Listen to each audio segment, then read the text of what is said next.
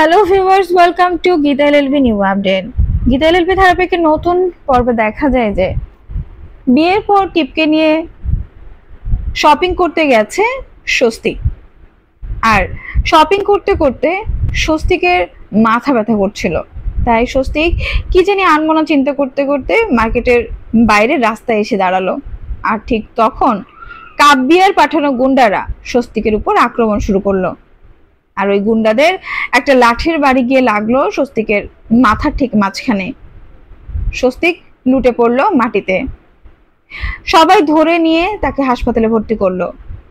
আর হাসপাতালে ডাক্তার তাকে সুস্থ করে জ্ঞান ফেরানোর পর স্বস্তিকের স্মৃতিশক্তি ফিরে আসলো।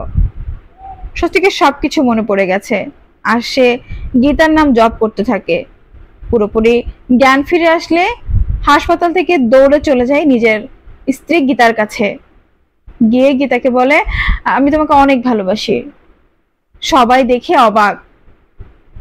গীতা অনেক খুশি হয়ে গেছে, কারণ স্বস্তিক তাকে চিনতে পারছে।